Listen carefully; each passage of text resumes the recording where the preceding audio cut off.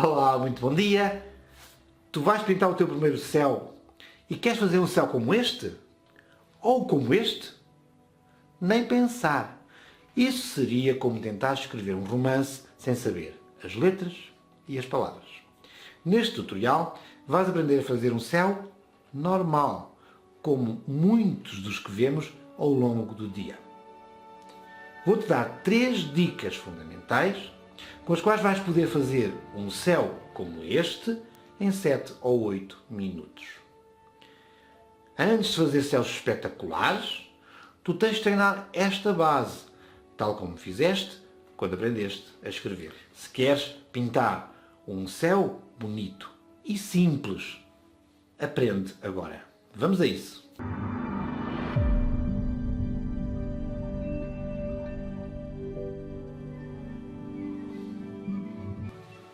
Começo por desenhar uma paisagem urbana.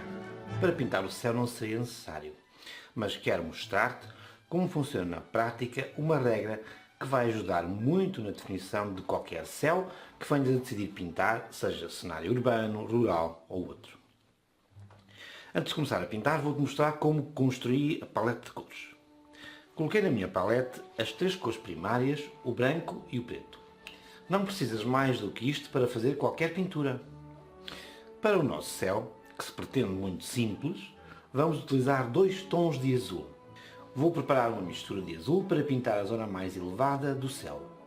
O azul a utilizar para esta zona é uma opção de cada um.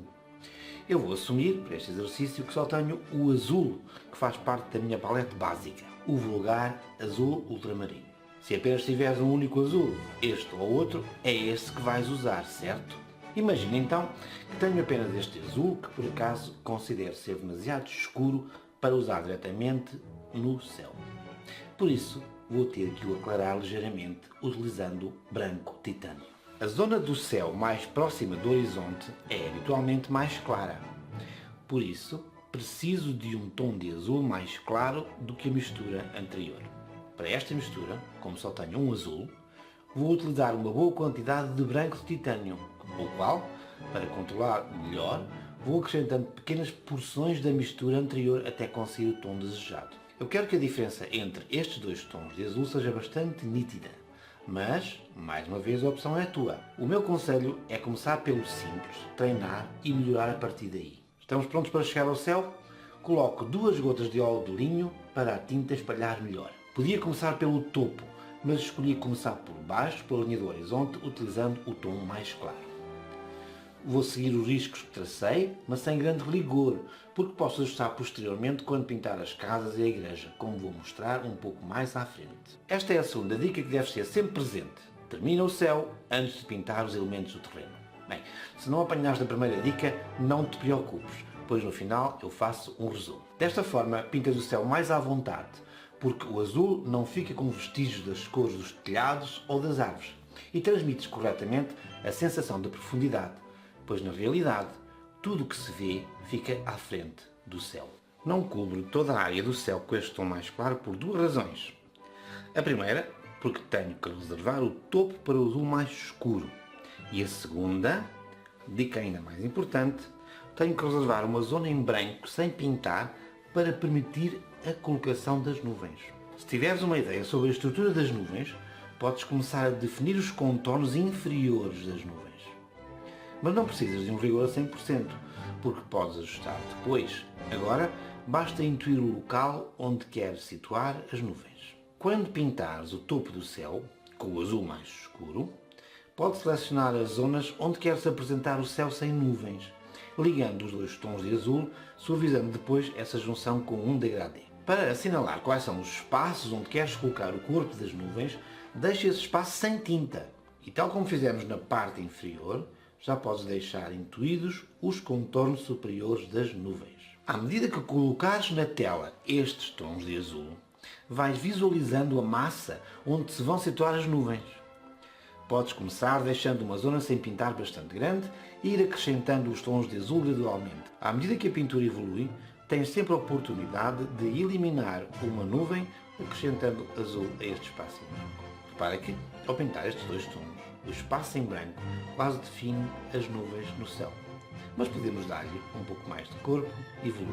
Vou utilizar o branco titânio para realçar as partes mais luminosas das nuvens.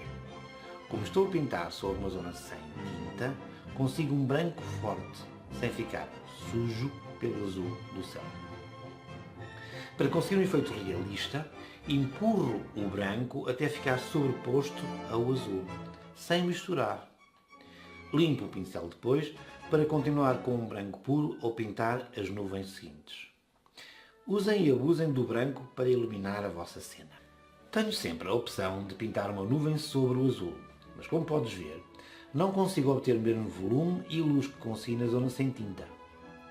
É claro que isto pode ser resolvido se esperarem que a tinta seque 1 ou 2 semanas, ou então se estiverem a utilizar tinta acrílica, por exemplo.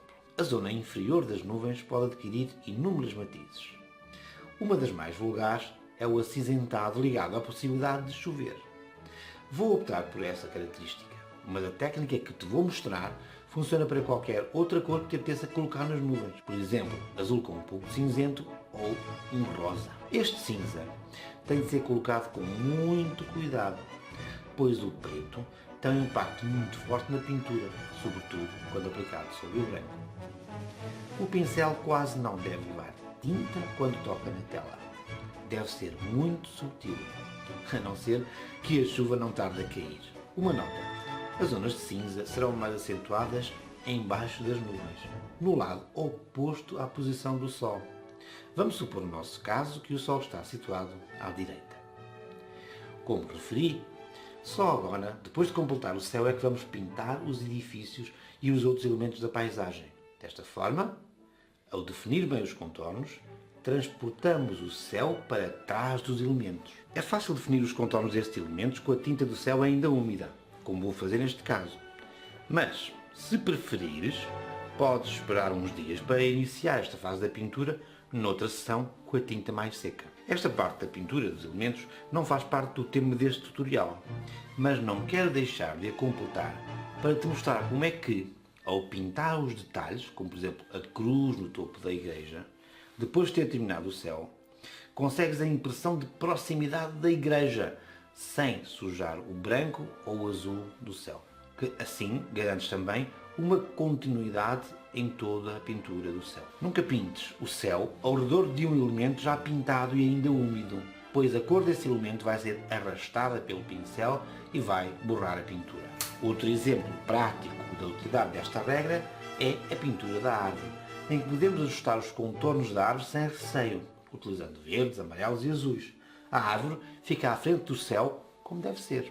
Não estou muito preocupado com esta parte da obra, mas, cumprindo esta regra, sei que vou transmitir a correta noção do espaço e terei um céu contínuo.